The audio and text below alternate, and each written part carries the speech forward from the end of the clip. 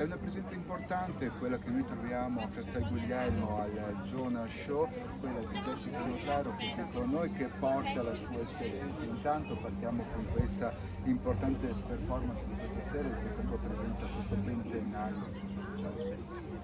Grazie mille. E sì, io sono amica della famiglia Giona da tantissimi anni e è per me una grande emozione essere qui questa sera.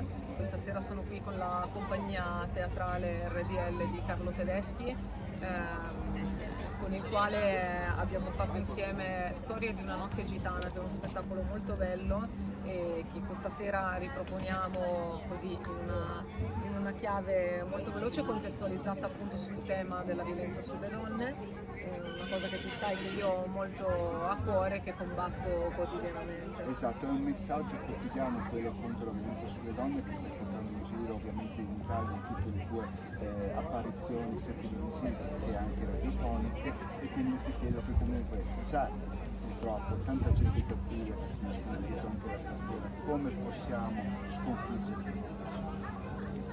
Qualcuno che noi conosciamo molto bene direbbe con l'amore. Quindi noi ci impegniamo a diffondere la nostra luce, la nostra bella energia e tutto il resto viene da sé.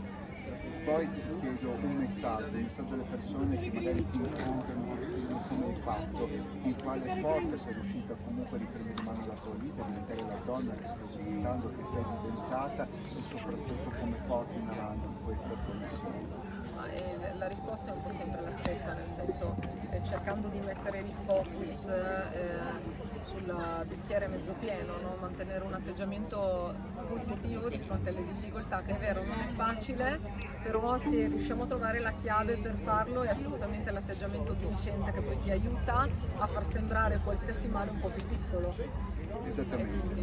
E ai nostri ascoltatori un messaggio, se qualcuno ti volesse fare una domanda e magari mandate un messaggio su Instagram, quale sarebbe la domanda che ti piacerebbe ricevere? Io quello che mi fa un immenso piacere ricevere su Instagram sono le richieste di aiuto, perché sono tante le persone, le donne che, non solo le donne che hanno bisogno quotidianamente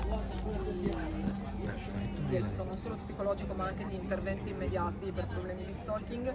Io rispondo a tutti, questo lo posso dire con molta sicurezza, apro tutti i messaggi e quindi se mai doveste trovarvi in difficoltà e vivere una situazione spiacevole, io ci sono e c'è uno staff dietro di me che mi dà una mano a risolvere queste situazioni, quindi ci siamo. E questa è una cosa meravigliosa. Per concludere, ti presentarci il tuo staff di questa sera, le tue collaboratrici. Io vorrei che loro si presentassero con la loro voce. Allora andiamo. Desola, Sara, Giada, Delia, Francesco.